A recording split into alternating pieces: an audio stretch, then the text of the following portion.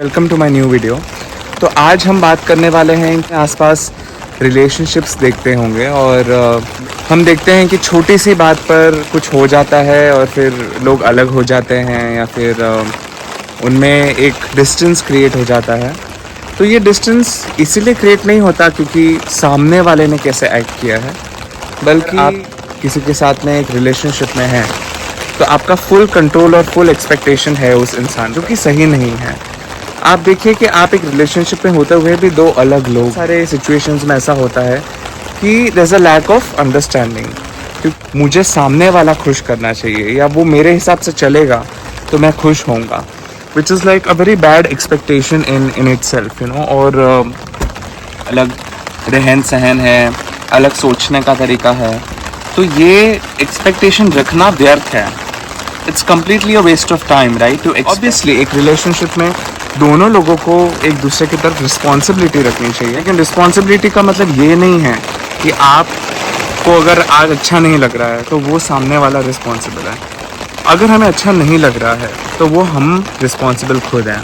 हमें अपने अंदर झांक के देखना चाहिए कि चीज़ है जिससे मैं गुस्सा हो रहा हूँ या हो रही हूँ, या फिर मुझे दुखी कर रहा है या कर रही है, और सामने वाले का बिहेवियर मुझे इतना बॉदर क्यों कर रहा है।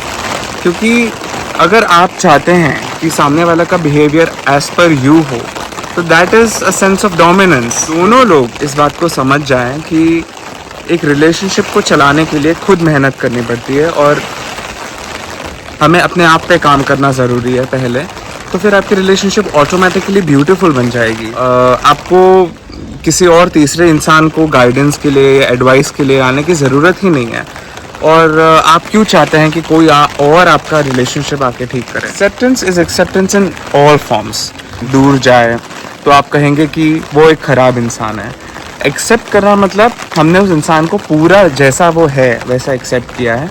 जब आप एक्सेप्ट कर लेते हैं कि ये मेरी लाइफ है और ये मेरा पार्टनर है, उसके बाद में आप ऑटोमेटिकली जो हर्ट आपने अंदर क्रिएट किया है, हर्ट, वो आप रिलीज़ कर देते हैं। So you should always feel that whenever you get hurt, ask yourself who created that hurt. आपने ही क्रिएट किया ना, सामने वाले ने आपके हिसाब से वो नहीं चलेगा तो क्या आप खुश रहना छोड़ दोगे? आपको खुद खुश रहना चाहिए। जब आप खुद खुश रहेंगे, आसपास लोग खुश रहेंगे और एक बहुत हेल्दी एटमॉस्फेयर बनेगा, चाहे वो रिलेशनशिप्स फैमिली की हो, मैरिटल रिलेशनशिप या फ्रेंड्स के साथ जो रिलेशन होता है या और भी कहीं बाहर। तो सबसे पहले अपने बारे में सोचिए, सेल्फ ऑब्सेस्ड मत बनिए, सेल्फ लव करना सीखिए। Inward, you do the inner work, that will automatically improve relationships. Because आजकल जो सिस्टम है, which is like newest of problem, we blame the other person, which is not right. You ask yourself, doubt करते रहना वो ऐसा है, वो कहाँ होगा, वो क्या कर रहा होगा, या फिर कॉन्स्टेंटली इमोशनल कंफर्ट के लिए क्लिंग करना। ठीक है, आप एक रिलेशनशिप पे हैं, आपके एक दूसरे से मिनिमल एक्सपेक्टेशंस होने चाहिए कि these are are boundaries and हम इन्हें क्रॉस नहीं करेंगे। लेकिन उसके ऊपर अगर आप बहुत ज़्यादा ही एक्सपेक्टेशन रखते हैं, मतलब आप अपनी खुशी का पूरा आप रिस्पॉन्सिबिलिटी सामने वाले पे रखते हैं, तो ये बहुत ज़्यादा प्रेशर वाली चीज़ है। सामने वाला इसको फुलफिल भी करता है, लेकिन वो एक प्रेशर से फुलफिल करता है, लव से नहीं। तो ज़्यादा एक्सपेक्ट करना कि वो हमारे लिए सब करेगा। Marriage is beautiful.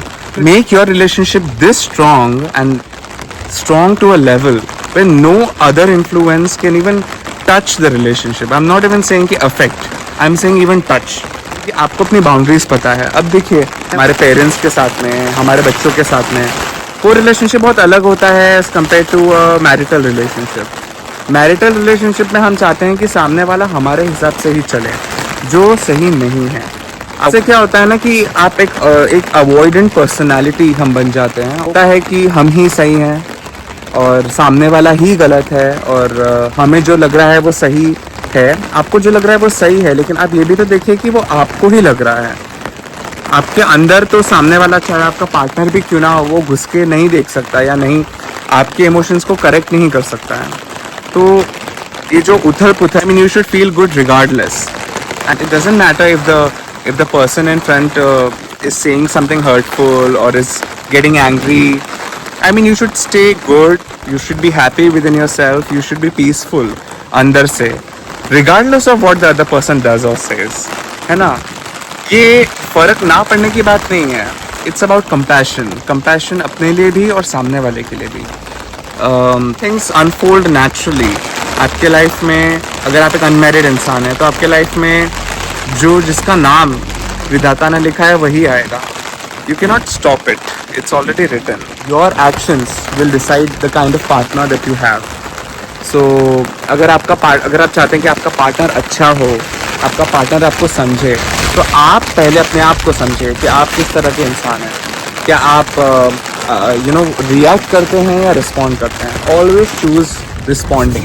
Responding is when you understand सामने वाले के perspective and then you give एक रिस्पॉन्स देते हैं, ना कि रिएक्ट. उसने गुस्सा किया तो मैं भी गुस्सा करूँगा, उसने मुझसे ऐसे बात की तो मैं भी ऐसे बात. अरे यार, फिर ये साइकिल ख़त्म कैसे होगी. This is a toxic cycle. Someone has to break it and at all stages we should avoid regret. वो चला गया, वो चली गई, वो मुझसे दूर हो गया. मैं आपको ठीक करिए एंड पूछिए कि what went wrong. People should work towards making the relationship a pleasant one. Relationship is a lot of work, it's a lot of effort. शादी एक बहुत बड़ा एफर्ट है. आप जिससे शादी करते हैं आप उसके साथ पूरी ज़िंदगी रहने वाले हैं. तो आप शादी करते हैं तभी से आपको ना बाउंड्रीज सेट करने आना चाहिए. आपको कंसेंट के बारे में पता चलना चाहिए कि क्या चीज़ें सही हैं क्या नहीं हैं. अपने पार्टनर से सर्टन चीज़ों के बारे में आपको पूछना भी पड़ेगा, उनको भी आपसे पूछना पड़ेगा. तो ये एक हेल्दी रिलेशनशिप है ना, कि आप अपने आप को सुपीरियर नहीं प्रूव करना चाहते हैं. आप दोनों it's like you both see yourself on the same level. तो सेम लेवल बहुत ज़रूरी है. Even if there is a fight और anything, don't make your relationship toxic. Toxic is like आप आज बहुत झगड़ा करेंगे, बहुत एक दूसरे को सुनाएंगे, मे बी गालियाँ भी देंगे, फिर अगले दिन यू विल प्रिटेंड कि कुछ भी नहीं हुआ था. आपने वर्क नहीं किया अपने आप पे, आपने अपने इमोशंस चेंज कर दिया. अवॉइडेंस कहते हैं इसको. तो you face your self first कि मेरे में क्या चीज़ें हैं जो मुझे चेंज करनी है. और चेंज देखिए, चेंज सबको करना पड़ता है अपनी ज़िंदगी में. ऐसा नहीं है कि एक सर्टन एज के बाद में आप चेंज नहीं कर सकते. आप change at every age and stage of your life आपको चेंज करना चाहिए, अपने आप में, दूसरों में नहीं. मन में क्या है आपके लिए आपको कैसे पता. आप अपना मन अच्छा कीजिए ना, तो आपको अच्छा ही दिखेगी हर जगह. Have a sense of self worth. Worth का ये मतलब नहीं है कि आप मनमानी करेंगे, आप अपने हिसाब से चीज़ें चलाने की कोशिश करेंगे. दोनों को, this is not just about a husband wife relationship. ये सिर्फ एक पति पत्नी के रिलेशनशिप के बारे में नहीं है, ये बाहर भी बहुत ज़रूरी है. कि दोस्तों के साथ में आपकी जो रिलेशनशिप है, आपको ज़्यादा एक्सपेक्ट नहीं करना चाहिए. And you should see them for who they are. You should accept them for who they are. If you try to change them, it's a negative thing. Negativity है ये. दूसरों को चेंज करना, कंट्रोल करना, doubt करना, उनको track करते रहना. वो क्या कर रहे होंगे, वो क्या कर रही होगी, अभी इस वक्त पर वो क्या कर रही होगी, क्या कर रहे होंगे. These are very subtle things, which we should have a check about in our lives, in our relationships. And बारिश बहुत ज़्यादा, तो मुझे अभी I'll have to shut the video off. So we'll meet in next video. बारिश में भीगना मुझे काफ़ी पसंद है, और एक अलग तरह की पीस, सेरेनिटी, काम, happiness. Rain is a beautiful thing of nature. हवा देख सकते हो आप, कितनी ज़्यादा हवा चल रही है, लेकिन अच्छा भी लग रहा है. मेरे फ़ोन में पानी ना चला जाए. बारिश में भीगना भी बहुत पसंद है मुझे. एक तरह का स्ट्रेस बस्टर है.